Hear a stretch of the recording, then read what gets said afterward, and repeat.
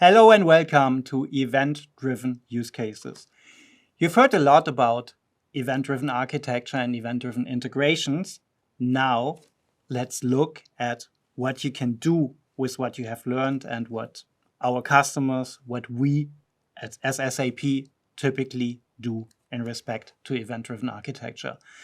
You have already seen this example as part of the introduction. So it's a digital twin for our car fleet. So for every single car in our car fleet, we have events that get raised, that flow around, that update the digital twin.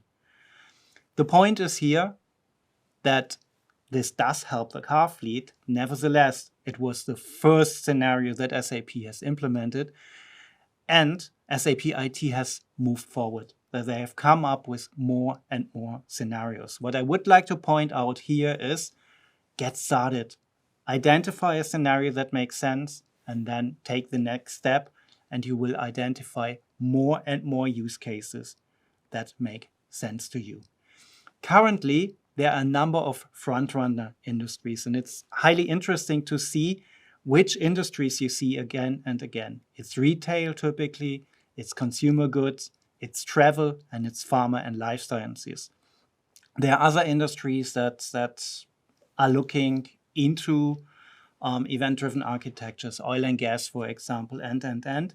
Nevertheless, specifically here, I even experience this in the real world. So if I look at retail, there's not a single retailer around my house that does not employ event-driven architecture in one way or the other. So if I go grocery shopping, I know what's happening behind the scenes because it's really companies that strongly use event-driven architecture.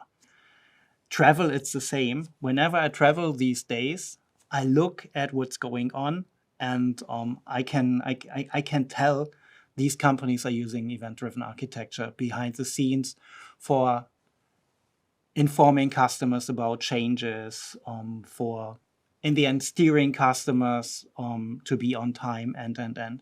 It's highly interesting. And thinking about why that is, why it's specifically these industries, quite often it's the need to be very efficient.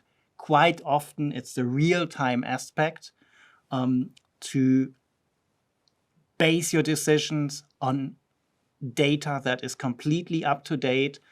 And if I look at pharma and life sciences, for example, there it is really about the importance of decisions. You need completely up-to-date data because the impact of the data not being 100% up-to-date would be quite big. Let's look at a few selected use cases. And let's start on the top left with very specific advanced event mesh use cases. Advanced event mesh comes out of the financial services industry. And there, speed is highly important. If you think about how much money a delay would cost you in respect to financial services at the stock exchange and so on, you can see that speed, real time is absolutely needed. At the same point in time, if an event does not get delivered, if you miss out on an event, you might lose money as well. So speed and reliability is highly important there, and advanced event mesh has been put to the test there and has really developed into a completely reliable event mesh, event broker there. Let's look at a few other scenarios. I was talking about retailers. Availability is a big topic there. So if I'm interested in buying a new chair or a new table, I can check on the website on the availability in a certain store. And if my table, the table that I want to buy, is available in that store, I can go there and pick it up immediately. The worst thing that could happen to this retailer that is offering this check would be that the data is not up to date. customer checking on the website, going to the store, and then the table is not available. So there are retailers that update their stock in real time there. Supply chain is a very typical use case. You can track in real time the containers around the globe while they are on big container ships, while they are on trucks. And based on this real-time information, you can update not only the arrival dates at your plants, but as well the dates at which the products, your products, will make it into the stores to the consumers in the end, to the end of the supply chain. Data distribution is always a big topic. Something happens in one backend system. You want to inform extension applications, other SAP backends, or potentially third-party business applications about changes and distribute the data, potentially even into a data lake. And then there is one of my favorite examples, customer experience. And I'm using typically the travel industry as an example here. I was traveling 2 years ago, 3 years ago, and it was a package deal. And it was really during COVID, so I had not been traveling that much, and I made it to the airport.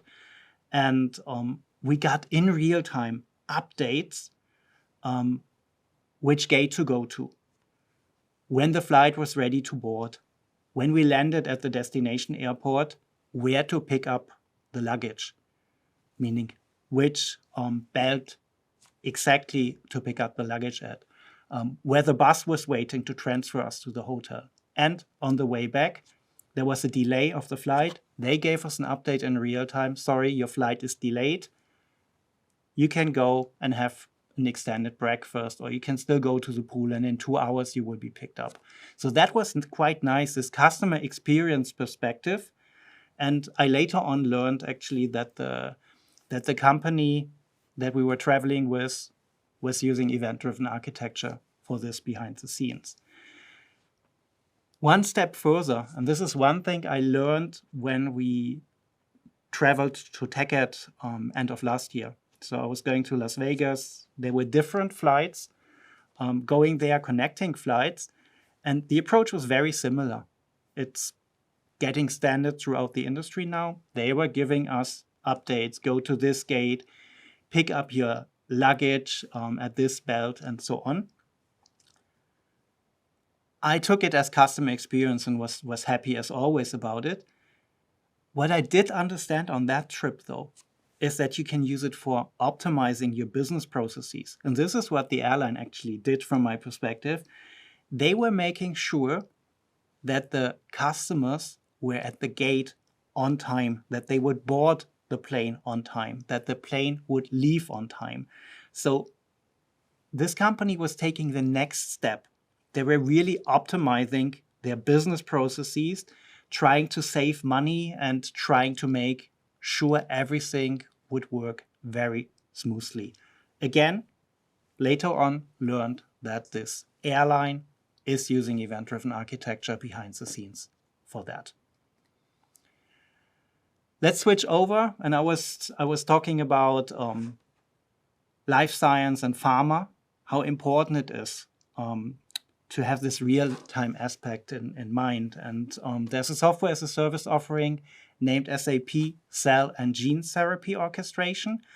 And our colleagues there help life science companies to organize, plan, and execute cell and gene therapy treatments. And the important point here is that they need to track the supply chain completely. So they need full supply chain visibility. Why? Because this therapy, this medication needs to make it to the customer, which is the patient in the end, in 72 hours. And they need to be able to fully track, meaning the pharma companies need to fully track the entire supply chain and be able to prove what has been going on. Our colleagues have included 30 different kinds of events into this software as a service offering. And it's not only outbound events, they're using inbound events as well. And I really like it because it does help people. It makes very sure that the medication makes it to the patients in time and that it makes it to the patient in quality, and that you can really prove that this is the case.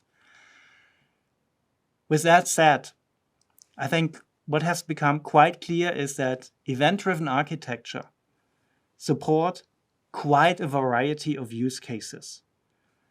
There are a number of front-runner industries that are moving forward. They have specific requirements, typically real-time, that they specifically benefit from event-driven architecture. And in an SAP context, you can use event-driven architectures in the more obvious data distribution use cases. You can use event-driven architecture for real-time scenarios. And on top of that, and I quickly want to mention this towards the end, you can even use it to adjust communication styles. If you think about it, in your private life, you're using Twitter style, WhatsApp style. Event-driven architecture allow to bring this approach into a business world as well. And I know this is just the tip of the iceberg. There will be more and more use cases and scenarios that will get addressed with event-driven architecture. With that said, we are at the end of our weekly topic on API and event-based integration.